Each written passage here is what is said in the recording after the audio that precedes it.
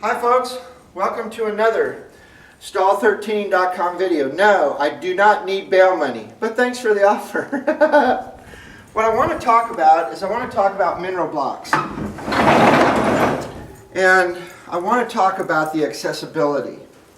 Here at the ranch, a lot of people would say, well, let's put a salt block, let's put a mineral block in a location where all the horses on the ranch can get to it.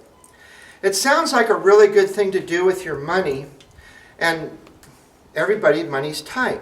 I understand that, I'll grant you that. But you really want more than one. You want them in a lot of locations. And there's a lot of little indicators, a lot of little nuances that let you know, that give you affirmation that your choice to have more than one block is a really good thing. What we do here at the home place at the ranch is that we have mineral blocks everywhere. We haven't cleaned the stall yet this morning, but if you look closely, we're going to zoom in with the camera, and you can see how this mineral block is really covered with dust. But yet, this particular corner is shiny. And if you run my fingers along here, there's an indentation where a horse's tongue has been licking that. Well, that shows that somebody, sometime, is licking this block. I'm actually going to take this block and I'm going to move it away because it's kind of underneath the feed bunk. You don't want a horse to be spooked and hit their head on this feed bunk. So what I'm going to do is I'm going to move this block out just a little bit. Now, why don't you move the block a lot? And you might say, well, if you move the block a lot, then the horse will go to the block. Well, they will, but horses are creatures of habit. And so you want to move it and you want to make it safe, but you want to systematically move it very slow. You really just don't want to move it from here all the way over to another part of the stall unless it's really dangerous.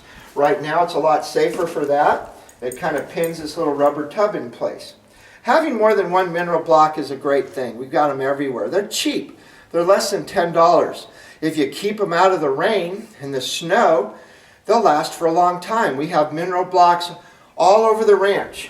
I've even got a few mineral blocks out in pastures, under trees and things with little canopies, so that even if a horse is way out in the western part of this ranch, miles from the barn, they still have access to trace minerals. They never really have a truly balanced meal. Sure, there's bagged horse feeds, and they talk about balancing out a horse, and if you feed so many pounds a day, your horse is going to have a perfect diet. I'm sorry, I just don't subscribe to those theories. I believe that a horse is like a self-balancing, self-leveling machine, such as you and I.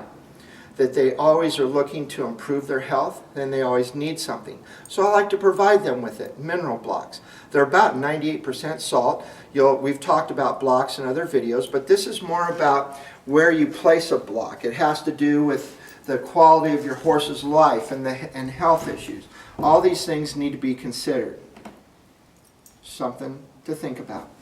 Well, folks, it's been another video. Hope you like this video. It's been another Stall13.com video. Take care of yourself and your horses.